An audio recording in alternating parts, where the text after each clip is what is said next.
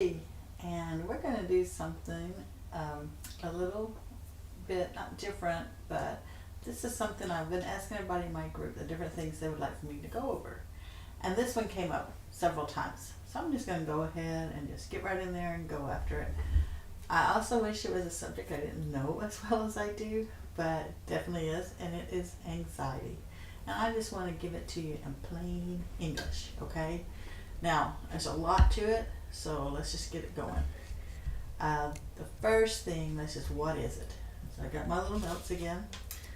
It is a biological reaction when it gets in your way, okay? Of course, everybody can have anxiety, but we're talking about as it relates to trauma, okay? So it is intensive, excessive, and persistent worry and fear about everyday situations. So we get to add on top of that the trauma that we've been through. So just take it one more level when you're dealing with trauma. And what happens is you have a fast heart rate, rapid breathing, sweating, and feeling tired. So you go from high, and you can also feel tired. That's the one that was a little bit difficult for me because I felt tired on a good day. So, and because of my thyroid. So you add everything else, and then you just can't go sometimes. And so anyway, let's get on to do this. Okay, what are the different types of anxiety disorders? And the reason why I'm putting this in there and going toward the disorder is when you've dealt with trauma, it's probably, if you're seeing yourself and your anxiety is getting in your way, it probably has gotten to the disorder section of it. And these are the 5 major ones, and I get all my information, or most of my information, from NAMI, NAMI.org. Been so helpful for my family with mental health issues and mental health diseases and stuff. So and disorders, this is great. But these are the 5 major ones, and I will put in probably a 6th one, and we'll go from there. You have your generalized anxiety disorder. You have OCD. You have panic disorder. You have PTSD, and that's post-traumatic stress syndrome. And then you can have a social phobia or anxiety disorder, social anxiety disorder. That's kind of the same thing. And then I would add in what's called CPTSD, and that's complex PTSD. Whereas with PTSD, you're having a certain moment in time that you're reliving, okay? Moment or moments in time that you're reliving. CPTSD, complex, it's more about you can't control any of your emotions.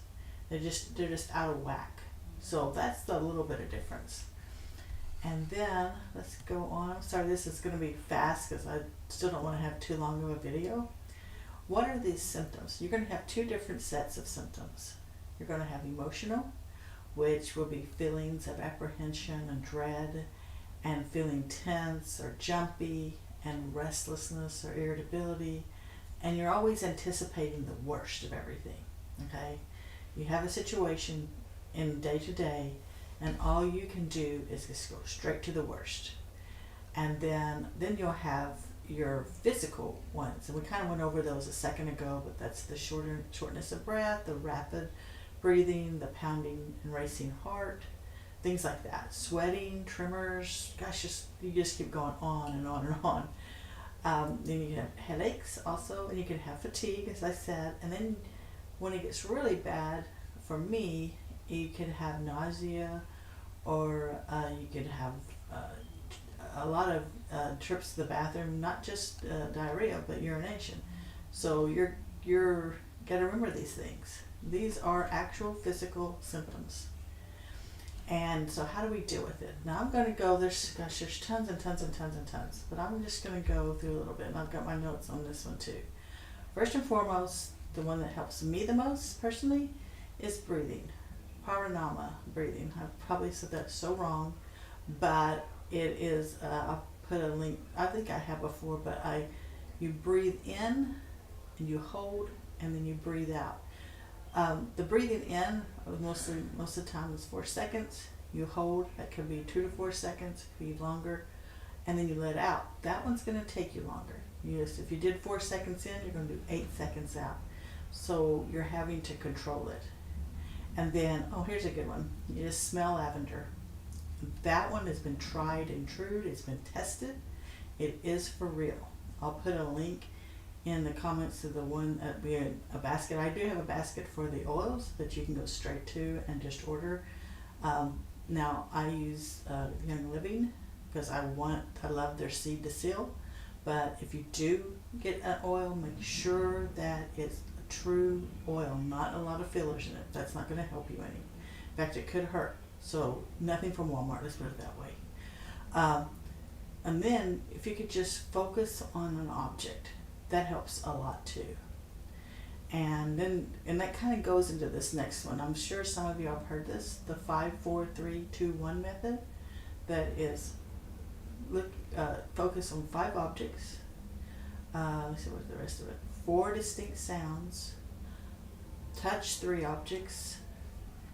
Identify 2 different smells. And what's the next one? Where's that one? Lost it. And what's taste, and 1 taste. So those are the different ways that you deal with it. And treatment. Okay, we have several different treatments. The first one is psychotherapy, where you talk and you go to the doctor and you talk about the things and you work through them with somebody. Then you have medication if it gets so bad that you need medication to get you to the next step. That's always there. And then there's some alternative ones, and those are mostly that's more like self-management. I mean, I'm talking about when you're not in the midst of a full-blown panic attack. I'm talking about how you can just help yourself regulate. And that would be with the yoga and the meditation that I talk about and all that kind of stuff. And the breathing and the focus, all those things. So, and exercise. But in this case, when we're dealing with anxiety, we want to err on the side of aerobics. Something that's going to get your heartbeat up so that you can get the endorphins flowing, not strength training. Even though I love strength training just to clear my mind, that is not what we're talking about here. We need to get the heart rate up. So I know this one was probably pretty long, but it kind of gives us an idea where to start. And tomorrow I'm actually going to go into my personal story and let you know how I have dealt with it. And then I'll talk to you soon, and I hope you have a great day.